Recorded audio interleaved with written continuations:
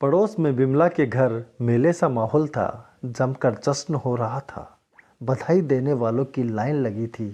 जैसे सारा शहर ही उलट आया हो। शहर के सारे अधिकारी, डॉक्टर, पार्षद से लेकर सांसद तक स्वयं या उनके प्रतिनिधि बधाई संदेश और गुलदस्ते लेकर आ रहे थे। भीड़ इतनी थी कि व्यवस्था के लिए पुलिस तैनात करनी पड़ी। सामने छत पर खड़ी बिमला की बेटी सुमन कभी हाथ हिलाकर तो कभी हाथ जोड़कर घर के बाहर खड़े लोगों का अभिवादन कर रही थी। फूल और पत्तियों से घर के सामने की सड़क महक रही थी। पुष्पा अपने कमरे की खिड़की से पर्दे के पीछे बैठ ये सब देख मन ही मन दुखी हो रही थी।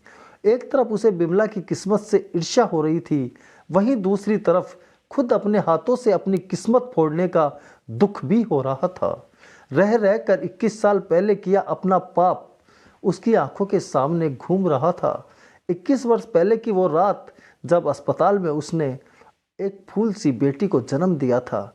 उसी वक्त पास ही बेड पर बिमला ने एक बेटे को जन्म दिया था। बिमला की पहली डिलीवरी थी और बच्चा उल्टा होने के कारण बड़ा ऑपरेशन करना पड़ा, जिसकी वजह से वो बेहोश थी। पुष्पा दूसरी बेटी होने से दुखी हो रही थी। तभी इसके दिमाग में पाप जाग गया। उसने डॉक्टर से बच्चा बदलने की रिक्वेस्ट की। पहले तो डॉक्टर राजी नहीं हुई, मगर जब उसने अपनी अंगुली से मोटी सी सोने की अंगूठी निकालकर डॉक्टर को दी तो डॉक्टर भी लालच में आ गई। उस दिन अभिशाप समझकर जिस बेटी को बेटे के बदले बिमला की गोद में डाल आई थी, वही बेटी सुमन आज बिमला के लिए वरदान बनकर उसका मान बढ़ा रही थी।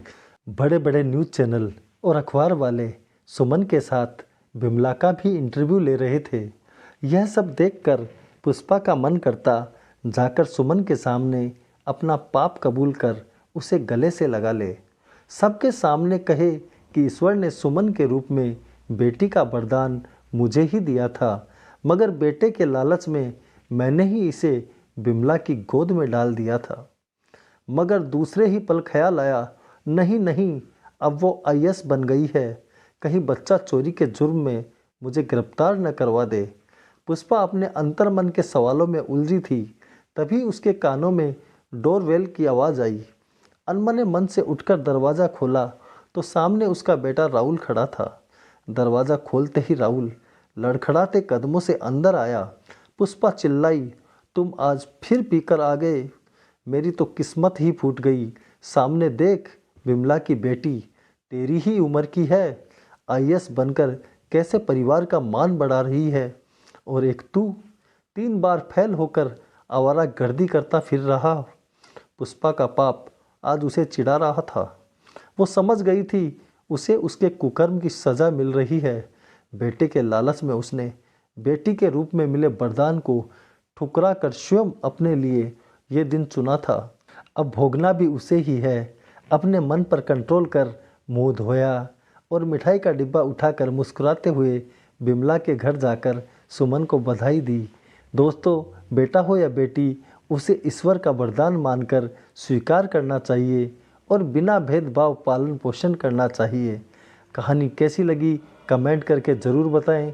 वीडियो को लाइक और शेयर करना न भूलें। चैनल को सब्सक्राइब ज़रूर कर लें। मैं हर रोज़ सुबह 7 बजे आपके लिए ऐसी ही स्वलिखित कहानियाँ लेकर आता हूँ। जय हिंद, जय भारत।